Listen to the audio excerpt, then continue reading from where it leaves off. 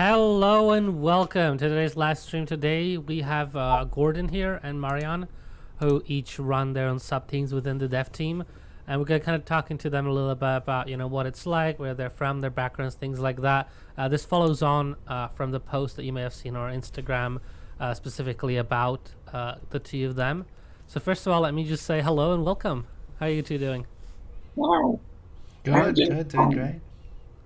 That's good to hear. So why don't you, for anyone that maybe hasn't seen the post or, is just tuning in for the first time, why don't you kind of each introduce yourselves a little bit? Gordon, Sure. do you mind first?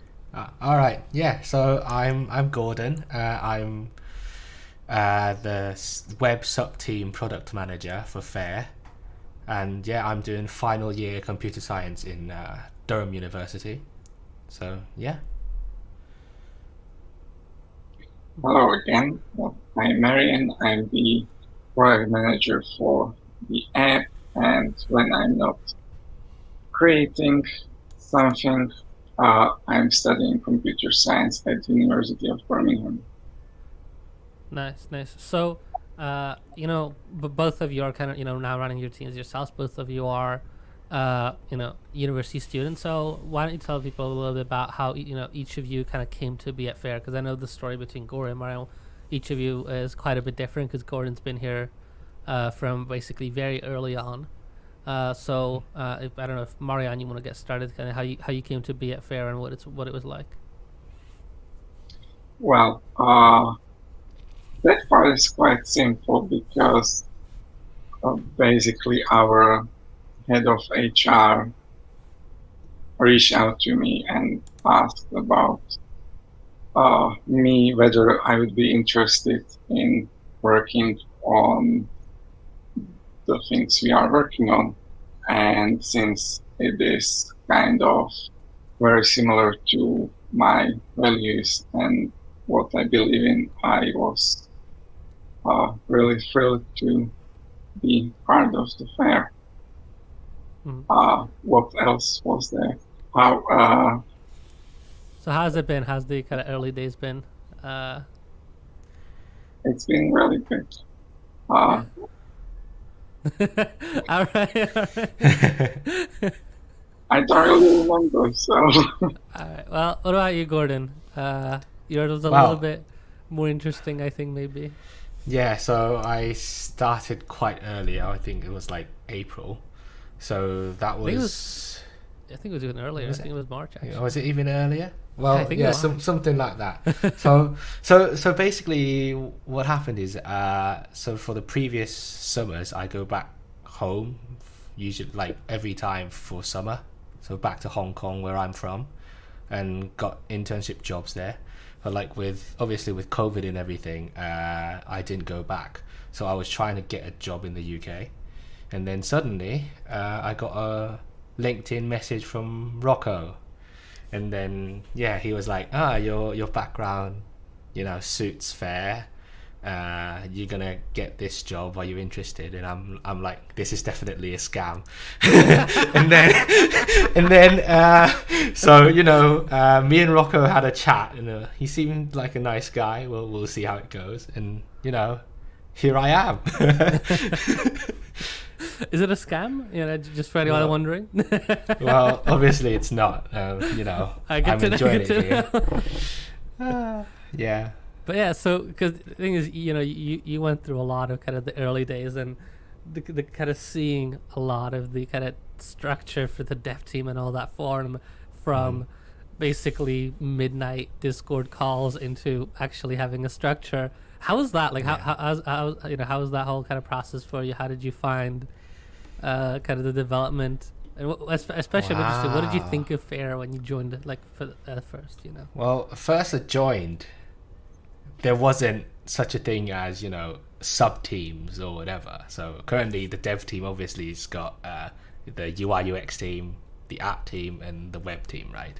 But when we started, there was like 3-4 of us in the dev team, and then we're like having Discord calls during evenings and work together, and that was quite fun. Like, I've never actually done that before, And yeah, but obviously when things scale up, and dev team's got like 15 people now, I think, or even more, I'm not sure. But Yeah, like, sounds about right. About half the yeah, company. with the scale of that, it's not possible to have constant Discord calls and work together like what we used to do back then. So what happened to Yeah. your open source evangelism as the company scale? But So for anyone who doesn't know, Gordon's a really big fan of open source, and he pushes it everywhere. Like the keyboard I got is open source, and I would say half the reason for that is Gordon. yes.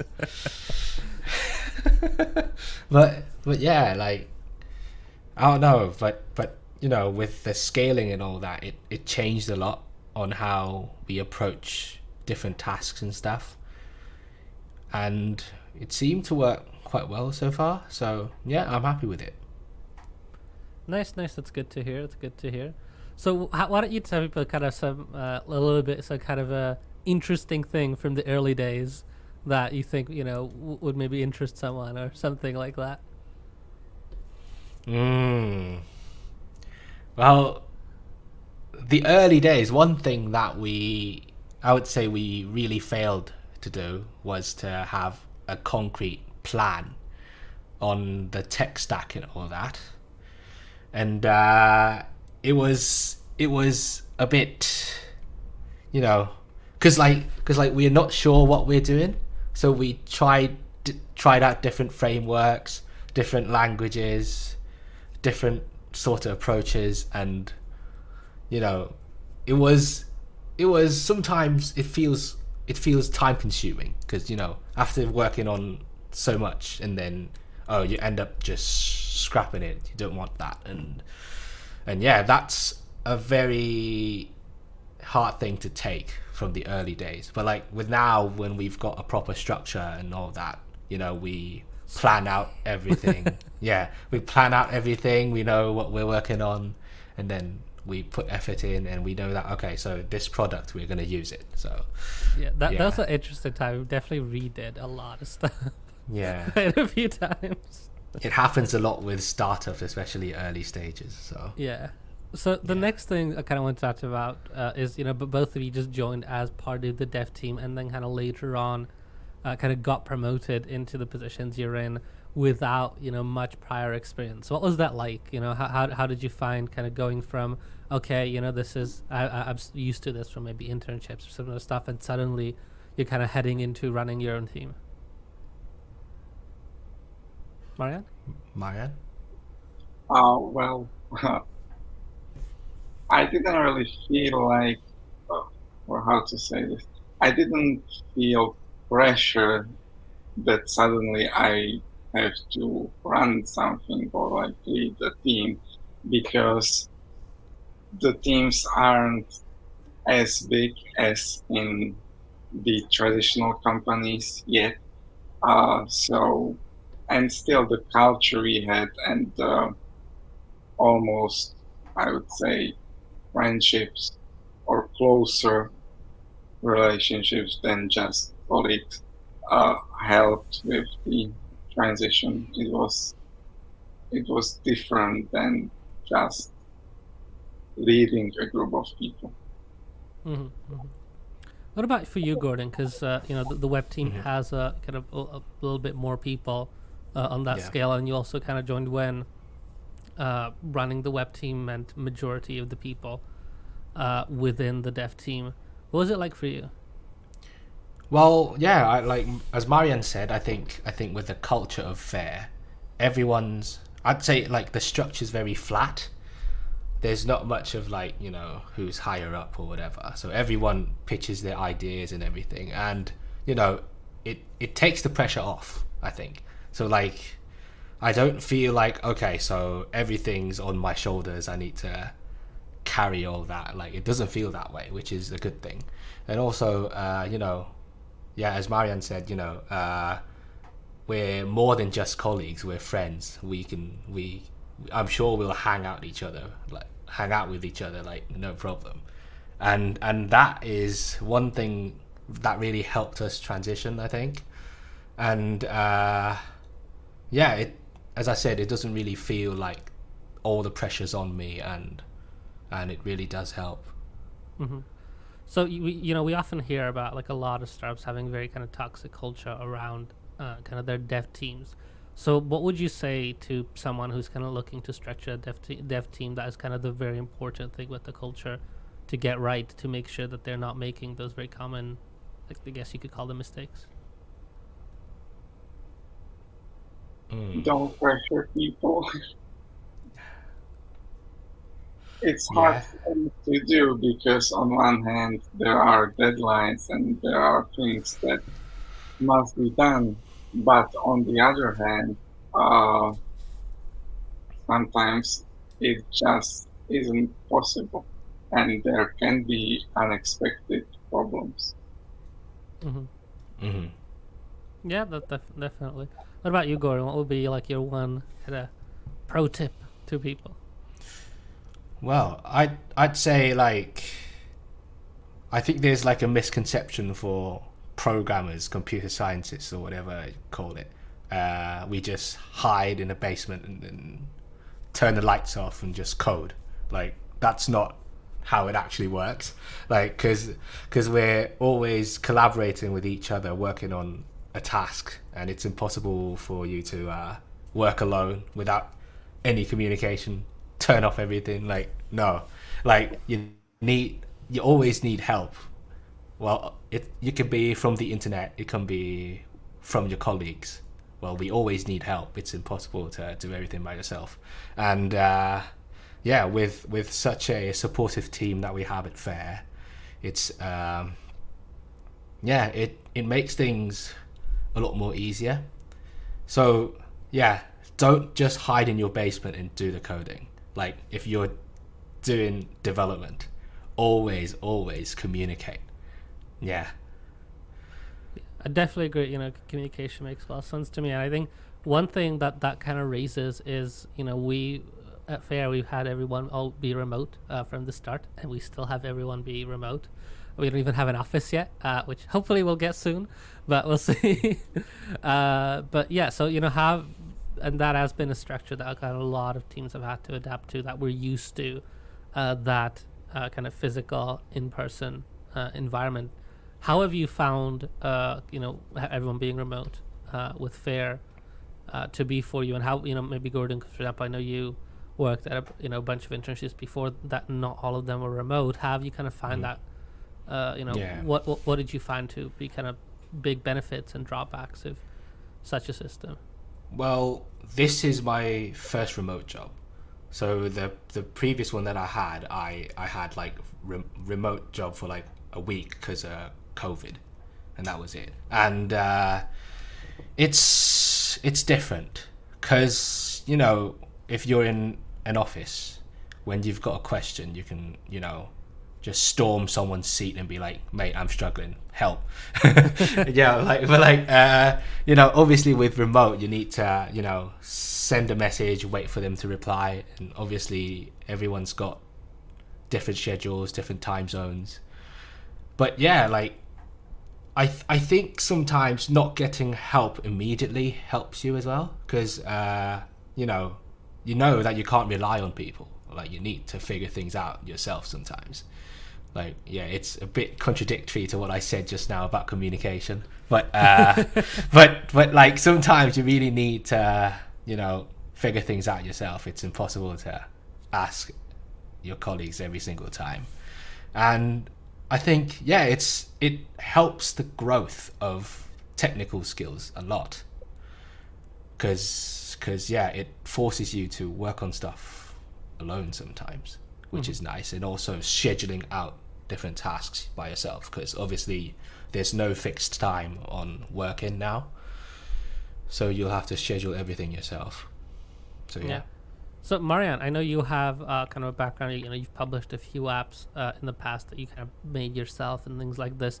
How have you found it? How would you kind of compare that to working with a whole team, and the kind of different production of you're just making something as your deliverable, and now working with teams and a bunch of other people on this bigger project, relatively speaking. Well, it is both easier and harder. Easier in the sense that there are more people to help with creating certain things or developing certain things. And then also harder in the sense that not everyone has expertise in the thing you actually need. So sometimes you need to, I don't know what word to use. I would say mentor people or like help them to switch to a different programming language, let's say, Mhm. and give them a hand, teach them a bit, which takes up time, which could be spent on actually programming. Right. So, Yeah. Gordon, we've already mentioned that you're a big proponent of kind of open source solutions, Mhm. and you talk to a lot of startups, and some of them very much kind of try to go the way of, okay, they just take a lot of those proprietary solutions, bang them in because it's a little bit simpler for building out the Right. solutions, and then they're just done. What is kind of your view on that? Why are you such a big supporter of trying to make as much as possible open source? Well, because transparency, I think, is very important. Because no matter what you do, if it's only an internal thing, the people outside, no matter if it's customers, your partners, or whatever, they don't know what's in there, what you're doing. It benefits no one. Like, unless you're doing something dodgy, there's no point of not showing what you're doing. And I think it's very important that us as software users, we have our rights in the cyberspace of these sorts of freedoms. Because I hear a lot of people, fight about different freedoms in real life, but they don't care about the cyber life, which I think is a bit weird. I think people should, fight for this as well, which is why I'm very, up for open source stuff. Mm-hmm. And so you kind of talked about it from the perspective of, as a business, make a lot of your source code open source. What about your view kind of around the security concerns, right? Because if you're running, let's say, a platform that, for example, let's take us, right? With the brokerage, we'll be handling, important financial transactions. There's a lot of kind of security requirements, and if you give someone your source code, that makes it much easier for them to reverse engineer it and find flaws. So how do you kind of balance that for your view? I would say, like, with open source, it goes both ways. Obviously, people can read the code and reverse engineer and hack your thing, or there's more people who reviews the code and makes it more secure. Like, it goes both ways. And I wouldn't say open source makes it riskier. It's there's more risk where a corporation keeps their source code closed, adds some backdoors in it where nobody knows, and it will be a lot easier for them to do that rather than making it open source where loads of people can review it. Like, it's happened to Linux, the kernel. It's happened to PHP, like programming language. People having different bugs and stuff added to it, like, maliciously, and code reviewers spotted that and said, "Oh, okay, this is malicious. We're gonna ban this. This is what open source gives you." And I would say, for us as a brokerage, I'm not sure if we can put everything open source, but like, I would say, the more the merrier. Mm-hmm. So Marianne, I know that for you, open source isn't such a hot button issue as it is for Gordon. So I was wondering, what is your view on this? Where's the right balance for you? I would say I'm in the middle. I don't see security as an issue with open source, because at the end of the day, it forces you to make the software as secure as possible. So that when the security is done right, knowing the code shouldn't be a problem. So the issue I see with open source in some cases is intellectual property, because developers put their time into creating software, and they need to be paid somehow. And the way for them to be paid is for the company to actually sell the software. And if it's open source, it sometimes can be cloned and misused, let's say. Yeah, I definitely agree that there are some extents to that. It does depend a lot on the kind of business model of that given company and how they are approaching the open source side.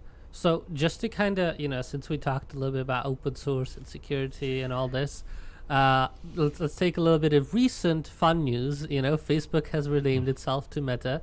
So let's have that be kind of our last topic of a little bit of discussion before we head off today, because we're keeping this stream in particular relatively short because everyone's quite busy. So what do you think of that name change from Facebook to Meta? It's weird. a way to evade criticism in the future. When they change name, people won't connect Meta with all the scandals they have had over the years. That's the only reason I see in them doing it. Yeah, I think there's definitely some aspect of it of like, we're not going to be so, because a lot of that is just association. People associate Facebook with all the lawsuits and everything. So I would, there's definitely some part of that. What about you, Gordon? What do you think? Well, they changed it because they call themselves no longer a social media company, right? No, what are they doing now? they call themselves a metaverse company. I think that's what they call themselves. What's the explanation behind that? So I think instead of just focusing on social media, they've got their sort of new-ish cryptocurrency called Libra or something. Wait, hold on. Facebook has a cryptocurrency? Yes, they do. They have a stablecoin. I was not aware. Okay, interesting. Yeah, they have a stablecoin. So they're working on blockchain and different sorts of new technology to, I guess, make themselves more competitive compared to just I have Facebook, I have WhatsApp, I have Instagram, and that was it. Well, they're expanding a lot. So do you think this is a sign, like them basically signaling that, we want to move into the Web 3.0 space, or do you think this is, do you think this is more kind of the signaling of, okay, this is where we're moving, or is it more that, well, they just needed to kind of diversify that name because they realized, okay, we've been spending so much time on this, then we have to. So do you think this is more of a signaling move to present themselves more as in pointed towards Web 3.0, or do you think this has come because they realize that they've committed, that they're right now just committing so much to it that they have to do it? Yeah, because what I think is they already started all this in a long time ago. Like, I wouldn't say it's React, or is it Flutter? React Native is from Facebook. Right, React Native is Facebook's, right? React Native horrible. is It's so bad. yeah, it is horrible, So but like the the goal behind it's a good thing, and you can never say that React Native is a social network thing, right? They're obviously working on different things that is no longer connected to social media. So it's just a matter of time that Facebook changes their name, changes their vision, or whatever you want to call it, and they're just making a bold statement and be like, yeah, we're done with just doing social media, we're gonna go all out. Yeah, I 'Cause, do like, think yeah. that makes a lot of sense. I do have one question though, because it just kind of stuck in my head. When did Facebook release its own crypto? Was this like recently? I think it's like Is a this year ago. I think it's like a year ago. Oh wow, how did I miss that? That's okay, cool. Yeah, but no one uses it though. Yeah, I like no surprises there. They call it F coin or something. No, it starts with an L. It's Librem or something. Oh god. I'm not Facebook sure. coming out with a coin named after liberty. Yeah, that's gonna come across very well. But yeah. It's Libra. Is it Libra, Libra? coin? Yeah, Libra coin. Yeah. All right. Well, anyway, let's kind of wrap it up now. So thank you very much for anyone that was watching. Any last words, Gordon, Marianne? No, Want to send it off in some way? It's great having me on here. I'm enjoying this. It was definitely great having you on. Yeah, you know, if you enjoy this, definitely we can do more of these, and because we do some with, you know, right, for anyone that is not that familiar with the rest of our live streams, we just do some where we're just working with the BizOps team on fundraising and all kinds of other stuff. So we definitely can, you know, if you want to see Gordon back, the one person that's watching right now on Twitch, and potentially, you know, the other people that watch this on LinkedIn.